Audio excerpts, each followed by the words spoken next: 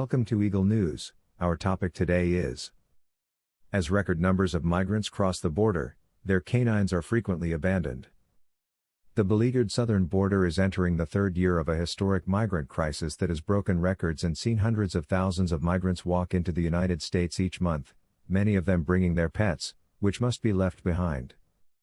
Fox News has seen numerous migrants bring animals with them as they make the perilous journey to the southern border, frequently crossing multiple countries.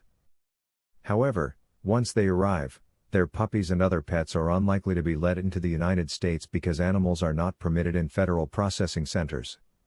As a result, migrants detained by Customs and Border Protection, CBP, are frequently compelled to abandon their four-legged companions. It's unclear how many animals have been abandoned since the border crisis began, but media, law enforcement, and activists frequently see wandering dogs begging for food at or near key border crossings. Some of them will help with the reunification or rehousing of misplaced pets. Customs and Border Protection did not respond to a request for comment from Fox, but previously told BuzzFeed News that if an owner does not transfer possession to friends or family, the agency works with local officials from Animal Health Services, such as a local humane shelter, to see if the animal can be placed while its owner remains in custody. Several animal welfare organizations have also launched missions to assist, whether it is working with local law enforcement to directly reunite dogs with their migrant owners after release into the United States, or to help rehouse dogs more broadly that they find fending for themselves in the harsh conditions encountered at the southern border. Big Dog Ranch Rescue, one of these organizations, undertook a mission to rescue dogs abandoned at the border late last year. Lori Simmons, the organization's founder and CEO, told Fox News Digital that they rescued more than 100 dogs and have subsequently rehomed all except 4 of them, one who is recovering from an injury and 3 mothers who are caring for new puppies. Simmons was astonished by the number of dogs she saw down there, but she stressed the kindness of the local authorities, as well as Americans throughout the country who had volunteered to rehome the abandoned puppies. "I was startled that these dogs had been abandoned down there. But what astonished me was how concerned some members of the National Guard were," she stated.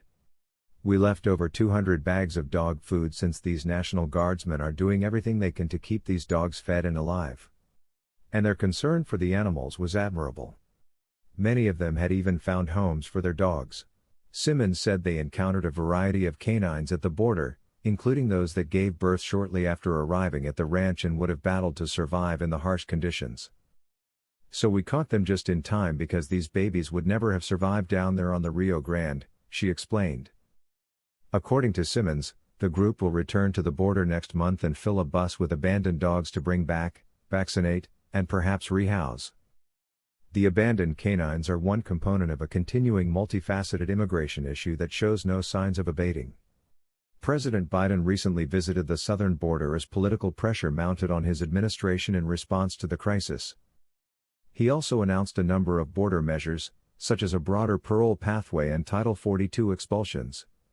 However, he also urged Congress to approve comprehensive immigration reform legislation, claiming that the situation would not be resolved unless Congress took action.